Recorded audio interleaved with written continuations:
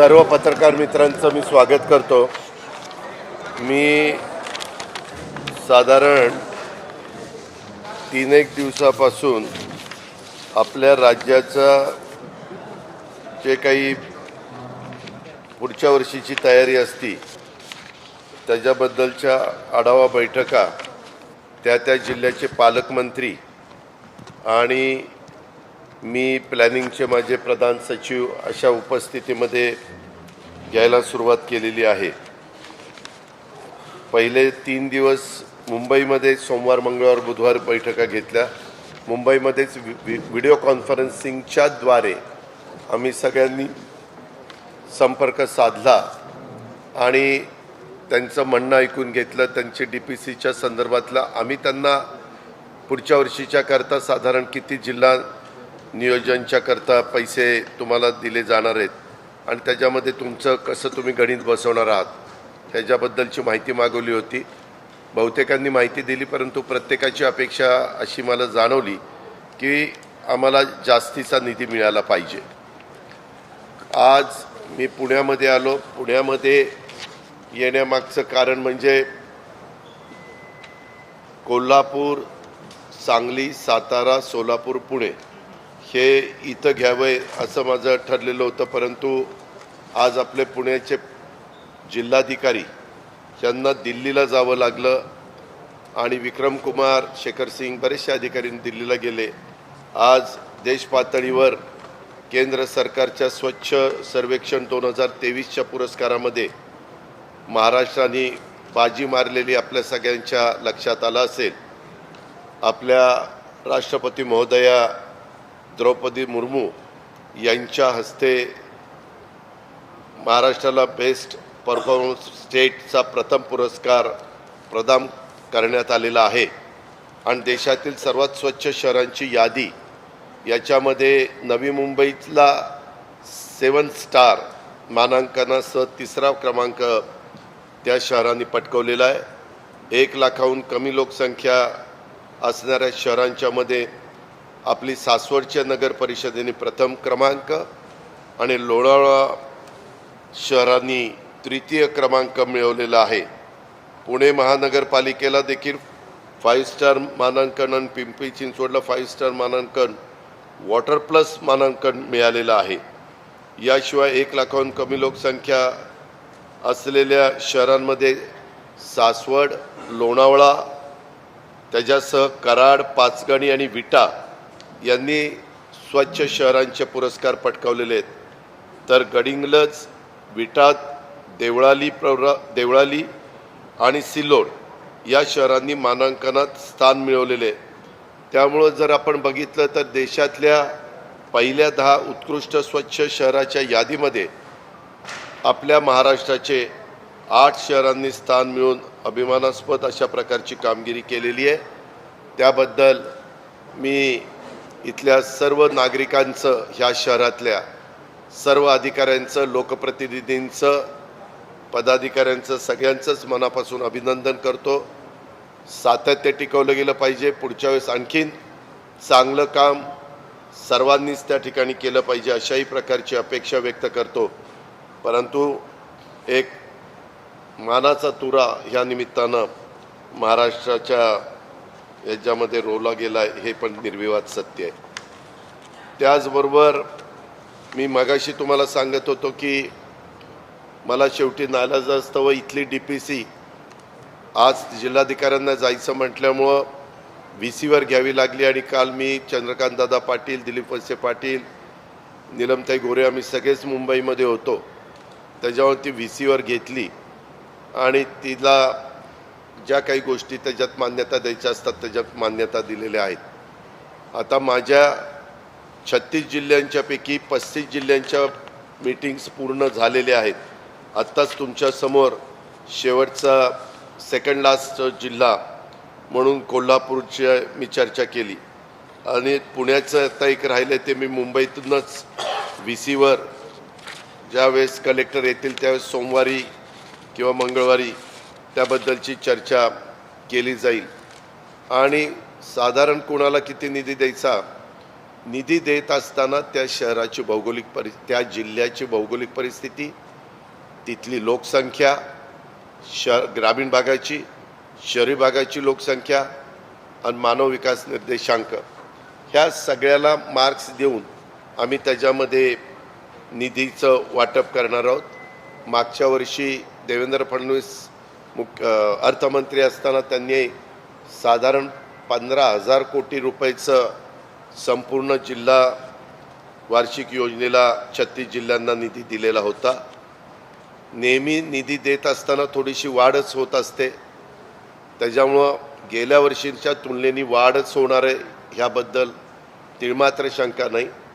परंतु मी त्याला अंतिम स्वरूप देत असताना थोडंसं मुख्यमंत्री आणि उपमुख्यमंत्री यांच्याशी पण चर्चा करणार आहे आणि मला जे काही वेगवेगळ्या जिल्हाधिकाऱ्यांनी, मुख्य कार्यकारी अधिकाऱ्यांनी, आमचा DPO डिस्ट्रिक्ट प्लॅनिंग ऑफिसर ते पण त्याच्यात असतात, पालकमंत्री त्याच्यात असतात आणि त्यांनी काही आयुक्त असतात, त्या सगळ्यांनी मिळून त्यांचं प्रेझेंटेशन दिलं आणि त्यांना साधारण पाऊण तास एक तास वेळ देऊन आम्ही ते सगळं त्यांचं ऐकून घेतलं आणि त्याच्यात आम्हाला पण ज्या काही अपेक्षा आहेत त्याही अपेक्षांची त्यांनी काय पूर्तता केली पाहिजे ते पण आम्ही त्यांना स्पष्टपणे सांगितलं आणि त्याची नोंद घेतली। ज्या जिल्ह्यांनी अतिशय चांगल्या प्रकारे नाविन्यपूर्ण योजनेमध्ये कामं केलेली आहेत, उदाहरणच द्यायचं झालं तर सांगली जिल्ह्यामध्ये प्राथमिक शाळा आपल्या जिल्हा परिषदेच्या ज्या आहेत, माध्यमिक प्राथमिक, तिथं अतिशय उत्तम काम झालेलं आहे आणि तशा पद्धतीनं इतरांनी पण अनुकरण करावं। प्राथमिक आरोग्य केंद्राचं काम सातारा जिल्ह्यात उत्तम झालेलं आहे, त्याचंही अनुकरण इतर जिल्ह्यांनी करावं। काहींनी वेगवेगळ्या प्रकारच्या त्यांच्या मनात कल्पना आल्या, त्या तिथल्या जिल्ह्याची भौगोलिक परिस्थिती लक्षामध्ये घेऊन राबवलेल्या आहेत, त्याही आम्ही आता आमच्या प्लॅनिंगमध्ये त्या सगळ्या नोट्स आम्ही करून घेतलेल्या आहेत आणि प्लॅनिंग विभागाकडनं ह्या सगळ्यांना तशा प्रकारे कळवलं जाईल की ह्या गोष्टीमध्ये जर आपण लक्ष घातलं तर काम जास्त इफेक्टिव्ह होऊ शकतं आणि त्याचा अनुभव महाराष्ट्रातल्या ह्या भागातल्या जिल्ह्यामध्ये आलेला आहे। अशा प्रकारे आम्ही त्या ठिकाणी जिल्हा वार्षिक योजना सर्वसाधारण 2024-25चं प्रारूप आराखडे आणि अंतिम करण्याच्यासाठी आज शेवटची पुणे महसूल विभागाच्या जिल्ह्यांची राज्यस्तरीय बैठक आज इथं पार पाडली गेलेली आहे आणि एकंदरीतच त्याच्यामध्ये अतिशय साधक बाधक चर्चा झाली। एक मात्र झालं, मी जसं सर्वसाधारण जिल्हा वार्षिक योजनेचा आढावा घेतो किंवा त्यांच्याशी चर्चा करतो, तसंच सामाजिक न्याय विभागाचा पण योजना असते, जिल्हा वार्षिक योजना, तिथलं पॉप्युलेशन लक्षामध्ये घेऊन, आणि आदिवासींच्या पण बद्दल जिल्हा वार्षिक योजना असते। परंतु आदिवासीच्या संदर्भातले निर्णय घेण्याचा पूर्ण अधिकार डॉक्टर विजय गावितांना आहे, कारण ते त्या खात्याचे मंत्री आहेत आणि सामाजिक न्याय खातं हे एकनाथराव शिंदे साहेबांच्याकडे असल्यामुळं ते त्याच्याबद्दलचा निर्णय त्या ठिकाणी घेतील आणि किती निधी त्या जिल्ह्याला ह्या दोन्ही डिपार्टमेंटचा जिल्हा वार्षिक योजनेच्या करता दिला गेलेला आहे ते सांगतील। अशा प्रकारे साधारण हे काम करण्यात आलेलं आहे। त्याच्यामध्ये साधारण हे करत असताना राज्यातील ह्या सगळ्या बैठकीमध्ये 3-4 आजचा 4था दिवस होता, ह्याच्यामध्ये निधी प्राधान्याने कुणाला दिला, कुठल्या बाबतीमध्ये खर्च झाला पाहिजे, तर सामाजिक क्षेत्रातील विविध योजनांच्यावर निधी खर्च करत असताना विशेषतः शिक्षण, आरोग्य, पर्यटन, महिला व बाल विकास, कृषी, मृदू व जलसंधारण क्षेत्र ह्या योजनांच्या करता अधिकचा निधी देण्याचा प्रयत्न आपण सगळ्यांनी करावा, असं देखील आम्ही सूचना त्यांना दिलेल्या आहेत। अर्थात अधिकार त्यांचा आहे, परंतु एक त्या जिल्ह्याच्या फायद्याच्या करता तशा प्रकारच्या सूचना आम्ही दिल्यात। त्याचबरोबर त्यांना देणाऱ्या निधीमध्ये साधारण 24% निधी आम्ही वेगवेगळ्या म्हणजे पोलीस ह्यांच्याकरता 3% निधी, महिला व बालविकास करता काही 3% निधी, शिक्षणाच्या करता शालेय शिक्षण त्यांच्याकरता 3% निधी, नाविन्यपूर्ण करता 5%, असा साधारण 24% वेगवेगळ्या विभागाच्या करता निधी तुम्ही खर्च करायचाच. आणि मग बाकीचे राहिलेले 76% हा त्यांनी रस्ते असेल, त्यांना वीज असेल, जे काही त्यांना मूलभूत गोष्टी वाटतात त्या जिल्ह्याच्या दृष्टिकोनातनं पालकमंत्र्यांना आणि लोकप्रतिनिधींना त्यांच्या सूचनेचा आदर करून तशा प्रकारच्या गोष्टी केल्या जातात. आम्ही एक गोष्ट ह्याच्यामध्ये ही पण आत्तापासूनच त्याला तयारीला लागलेलो आहे. 2028पर्यंत राज्याची अर्थव्यवस्था साधारण $1 ट्रिलियन करण्याचं ध्येय आम्ही ठेवलेलं आहे. देशाचे पंतप्रधान मोदी साहेबांनी आपल्या देशाची अर्थव्यवस्था $5 ट्रिलियन ठेवण्याचं त्यांनी उद्दिष्ट ठेवलेलं आहे. आज आपण जगामध्ये 5व्या क्रमांकावर आहे, ते 3ऱ्या क्रमांकावर आणायचा त्यांचा प्रयत्न आहे. हा प्रयत्न करत असताना देशाची आर्थिक राजधानी म्हणून महाराष्ट्राकडे बघितलं जातं, महाराष्ट्रातल्या मुंबईकडे बघितलं जातं. त्याच्यामुळं महाराष्ट्राने $1 ट्रिलियन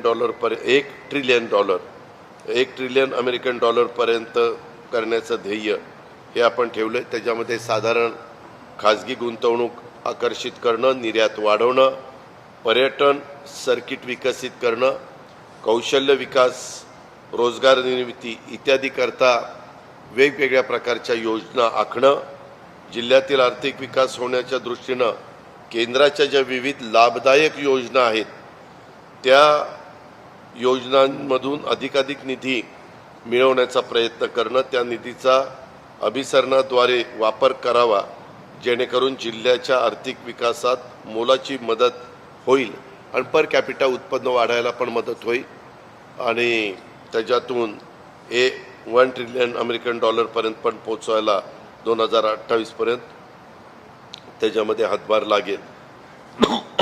अशाही प्रकारच्या सूचना त्यांना दिल्या. तसंच देशाचे पंतप्रधान नरेंद्र मोदी साहेबांनी त्यांच्या काही महत्त्वाकांक्षी योजना आहेत.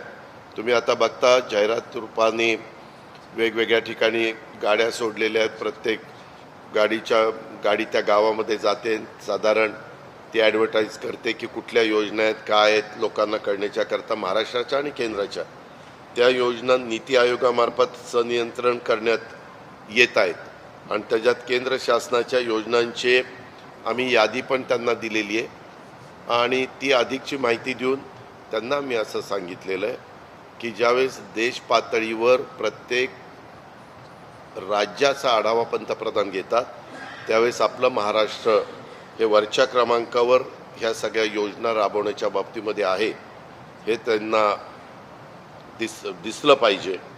अशा पद्धतीनं त्यांच्या लक्षात आलं पाहिजे. अशा पद्धतीनं पण आणि त्याच्यामुळं प्रभावीपणे अंमलबजावणी सगळ्या आमच्या शासनाच्या टीमनं केली पाहिजे त्या जिल्ह्यात आणि स्वतः पालकमंत्र्यांनी पण त्याच्यामध्ये लक्ष दिलं पाहिजे हे पण आम्ही सांगितलेलं आहे. नाविन्यपूर्ण योजनांच्यासाठी जो राखीव निधी ठेवण्यात येतो तो राखीव निधीतून स्थानिक गरजा त्यांनी विचारात घ्यायच्या. नाविन्यपूर्ण योजना लोकसहभागातून देखील राबवाव्यात अशाही आम्ही सूचना दिलेल्या आहेत. त्याच्यात उदाहरणार्थ रोजगार निर्मिती असेल, पर्यटनाला चालना देण्याचा प्रश्न असेल किंवा इतर आणखीन तिथले जे काही मूलभूत प्रश्न असतात की ज्याला केंद्राच्यातनं पण निधी मिळत नाही, राज्याच्या पण बजेटमधनं निधी मिळत नाही, पण ते काम करणं तिथं गरजेचं असतं. अशा वेळेस हा नाविन्यपूर्णचा निधी तिथं मदतीला उपयोगी येऊ शकतो म्हणून त्याही गोष्टी मी त्यांना करायला सांगितलेलं आहे.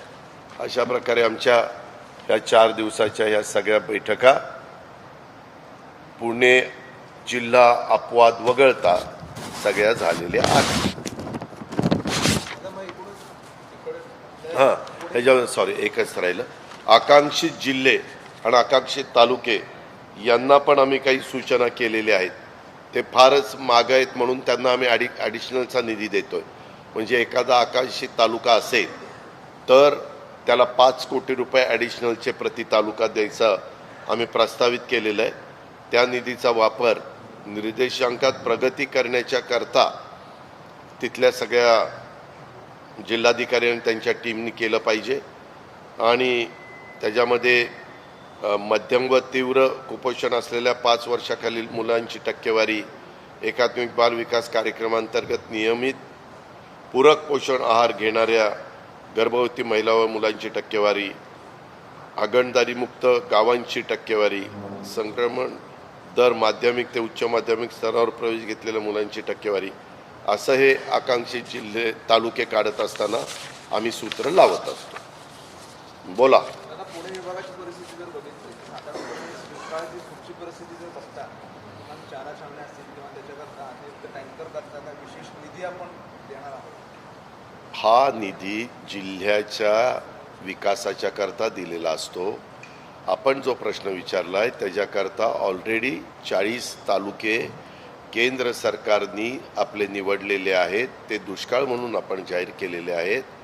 आणि त्याच्यातनं मंडळं, म्हणजे काही आमदारांचं म्हणणं होतं, काही मंत्र्यांचं म्हणणं होतं की आमचा तालुका वगळला गेला, परंतु आमच्या तालुक्यातली काही मंडळं ही दुष्काळामध्ये, म्हणजे दुष्काळी परिस्थिती तिथं आहे आणि त्याच्यामुळे तिथं तसा निर्णय घ्यावा म्हणून राज्य सरकारने स्वतःच्या ताकदीवर जसं दुष्काळाच्या बद्दल जी नियमावली असती, कुठल्या कुठल्या गोष्टीला लाईटचं बिल किती टक्के भरायचं, व कर्जाचं कसं पुनर्गठन करायचं वगैरे वगैरे, अशा त्याच्यात 8 वेगवेगळ्या प्रकारच्या मदत केली जाते. तशा प्रकारे ह्या मंडळांना पण मदत पुनर्वसन मंत्र्यांच्या अध्यक्षतेखाली एक कमिटी आहे, ती बसली होती. त्याच्यामध्ये कृषी मंत्री, महसूल मंत्री, पाणीपुरवठा मंत्री अशा वेगवेगळे मंत्रीगण आहेत आणि त्यांनी तो निर्णय घेतला. कॅबिनेटने त्या गोष्टीला मान्यता दिलेली आहे. हा आजचा निधी आहे, हा वर्षभराच्या कामाच्या करता असतो. तरी पण आत्ता मी फेब्रुवारीमध्ये वोट अँड अकाउंट सादर करीन आणि त्याच्यावेळेस विधिमंडळामध्ये एप्रिल, मे, जून 3 महिन्याच्याच खर्चाला मान्यता घेईन आणि मग लोकसभेच्या निवडणुका होईल, ज्यावेळेस सरकार नवीन तिथं अस्तित्वात येईल, त्या आलेलं सरकार हे अर्थसंकल्प देशाचा सादर करेल.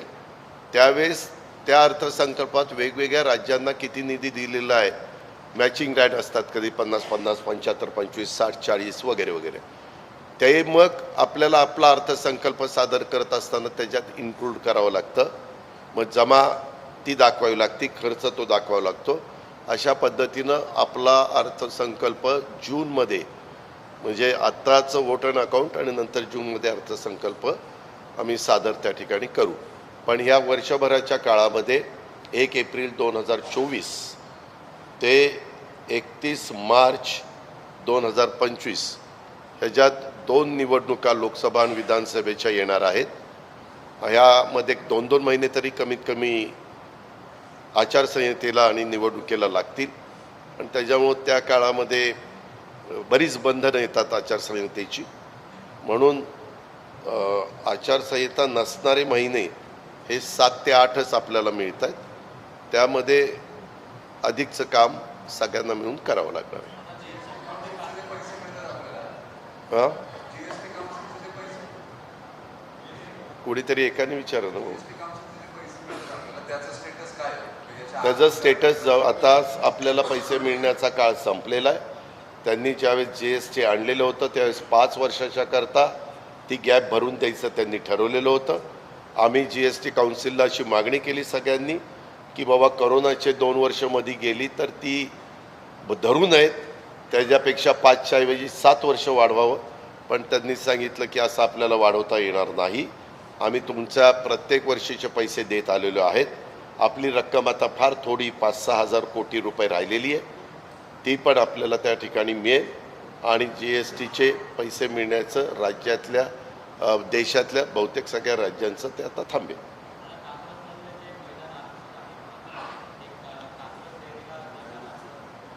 मला माहीत नाही. तुमचं पत्र ते सांगतात ना. मला माहीत नाही. सांगितलं ना मला माहीत नाही. अरे बाबा, त्याच्या संदर्भामध्ये मला त्याच्यातली माहिती नाही. नगरविकास खातं माझ्याकडं नाही. आज विक्रम कुमार इथं नव्हते. विक्रम कुमार दिल्लीला गेलेले आहेत. तिथं लोकप्रतिनिधींची बॉडी नाही आहे. त्याच्या संदर्भामध्ये विक्रम कुमारची चर्चा केल्यावर मी जास्त अधिकारवाणीनं आपल्याला सांगू शकेन. पण दादा त्या साईडला कोणतंही मैदान तिथं नाही, पण मैदान अरे बाबा, मी सांगितलं ना, मी अधिकची माहिती घेतल्याशिवाय बोलणार नाही. विक्रम कुमार नाहीच तर मी माहिती घेतल्याशिवाय काहीतरी सांगितलं की पुन्हा उद्या अजित पवार असं म्हणले, फलाना तसं म्हणला. काही पण सांगितलं की त्याला असं ट्विस्ट करण्याला खूप लोक वसतात असतात.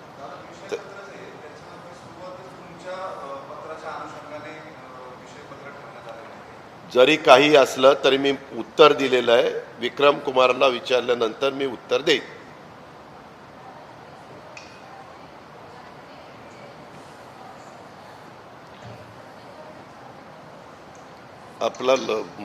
मला काही आवाज येत नाही.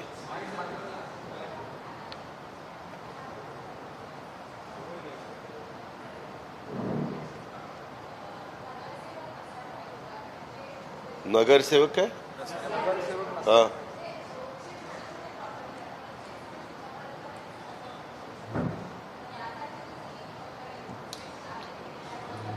असं काही आदेश दिलेले नाहीत. जरी आपण एखाद्या वॉर्डात तुम्ही एकट्या नगरसेविका म्हणून निवडून आलाय आणि 1, 2, 3, 4, 5 आम्ही नगरसेवक नाही, पण त्या वॉर्डामध्ये वेगळ्या पक्षाच्या माध्यमातून किंवा सामाजिक कार्यकर्ता म्हणून काम करतोय. नगरसेवकच त्याला पाहिजे असं काही नाही आहे. कितीतरी असे तुम्हालाही माहिती आहे, मलाही माहिती आहे की पुण्यामध्ये अशा NGOज, असे कार्यकर्ते, अशा संघटना इतक्या आहेत की ते स्वतः जाऊन शिष्टमंडळाच्या रूपाने किंवा अधिकाऱ्यांशी व्यवस्थितपणे बाबा ही आमची अडचण आहे ती त्या ठिकाणी सांगू शकतात आणि ते सोडू शकतात. अधिकाऱ्यांना पण त्यांचं ऑफिस टायमिंगमध्ये जे नागरिक येतात त्यांना तर भेटणं त्यांचं कामच आहे. आणि ज्याला पुढं नगरसेवक व्हायचं आहे तोही प्रयत्न करतच असतो की लोकांचे प्रश्न घेऊन जाणं, ते सोडवण्याचा प्रयत्न करणं. आता उदाहरणं द्यायचं झालं तर भारतीय जनता पक्ष असेल, राष्ट्रवादी असेल, शिवसेना असेल, हे जे पण काही कार्यकर्ते तेही प्रयत्न करत आहेत. काँग्रेसचे पण कार्यकर्ते प्रयत्न करतात. असे सगळेच आपल्या आपल्या परीने आणि ज्यांचा राजकीय पक्षाशी संबंध आहे असे पण प्रयत्न करत असतात.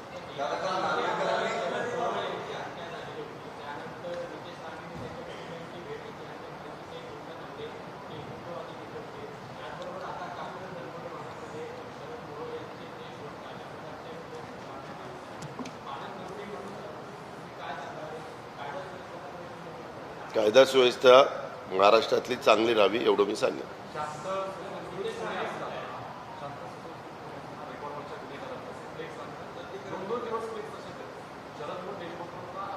मी आज सकाळी लवकर येणार होतो. माझे सकाळपासून कार्यक्रम होते, परंतु उद्या देशाचे पंतप्रधान मोदी साहेब हे सकाळी नाशिकला येत आहेत. नाशिकमध्ये दुपारपर्यंत आहेत. दुपारनं ते नव्या मुंबईच्या परिसरामध्ये नावाशावा शिवडी ब्रिज वगैरे असे कार्यक्रम घेतलेले आहेत.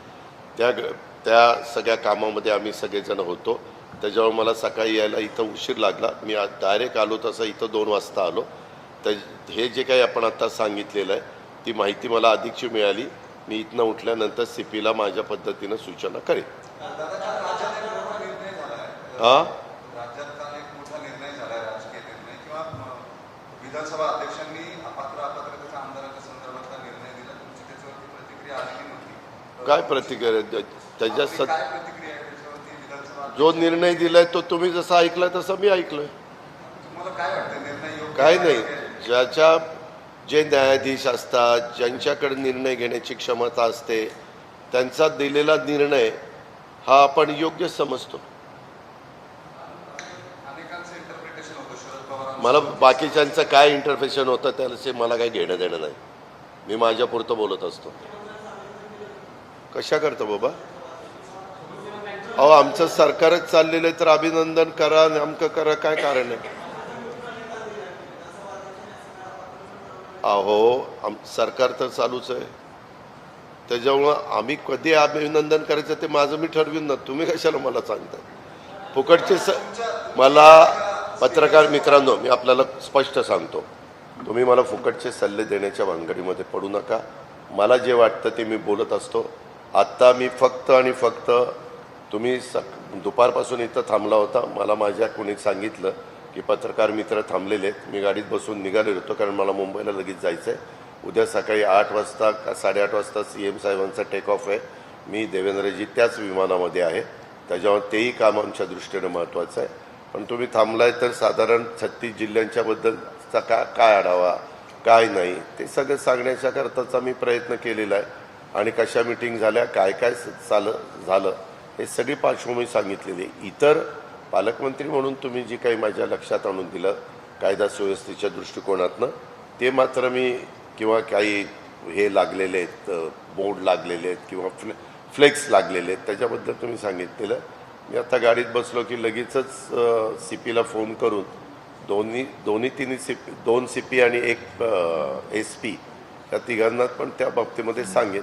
आणि मी नेहमीच सांगत असतो, कुणी राज्यकर्ते असले तरी कुठल्याही राज्यकर्त्यांना आपल्या आपल्या राज्यामध्ये कायदा सुव्यवस्था चांगली ठेवावीच लागते. ती चांगली राहण्याच्या करताच प्रत्येकजण प्रयत्न करत असतो. आता तुम्ही आपल्याला इतक्यादा, म्हणजे माझा स्वभाव स्ट्रेट फॉरवर्ड आहे, इतक्यादा तुम्ही XYZचं नाव घेता आणि म्हणता ते असं म्हणले, ते तसं म्हणले, मला काय घेणं देणं आहे. त्यांचं मत त्यांनी व्यक्त केलं आहे, मी माझी मतं तुम्हाला सांगायला बसलो आहे. मी राज्याचा उपमुख्यमंत्री म्हणून जे काम करतोय त्या कामाच्या संदर्भामध्ये माहिती द्यायला तुम्हाला बसलो. बाकीचे आता एवढे मोठे चॅनल, एवढे सगळे पत्रकार, प्रिंट मीडिया, इलेक्ट्रॉनिक मीडिया, एवढ्या मोठ्या महाराष्ट्रामध्ये अनेक जण कुणीतरी बोलणार, काहीतरी करणार. काही ना तर रोज वाचाळवीर तर आपल्याकडे भरपूर आहेत. रोज वाचाळवीरांना काही ना काही स्टेटमेंट केल्याशिवाय त्यांना झोपच येत नाही. आता त्या प्रत्येक वाचाळवीरांच्या करता उत्तर देणं हे काय माझं काम नाही. मग तुम्ही म्हणाल ते काम कोणाचं आहे? ज्या त्या पक्षांच्या प्रवक्त्यांचं आहे. ते त्या पद्धतीनं उत्तर देतात. किंवा ज्यांना अशा प्रकारची माहिती घेतल्यानंतर किंवा मिळाल्यानंतर लगेच त्याला काउंटर उत्तर देणं समाधानाचं वाटतं, ते उत्तर देतात. मला कामामध्ये रस आहे. मी पहिल्यापासून तुम्हाला सांगितलं आहे की मी सकाळपासून जे काम करायला सुरुवात करतो, आपला जास्तीत जास्त लोकांचे प्रश्न कसे सोडवता येतील, आपल्याला ज्या काही पदाची संधी मिळालेली आहे त्या संधीच्या माध्यमातून लोकांचे अनेक अडचणी असतात. कधी तुमच्यासारखे पत्रकार मित्र काही गोष्ट लक्षात आणून देत असतात, कधी आमच्या कामामध्ये लक्षात येतं की इथं असं केलं पाहिजे. ह्या पद्धतीनं मी काम करत असतो.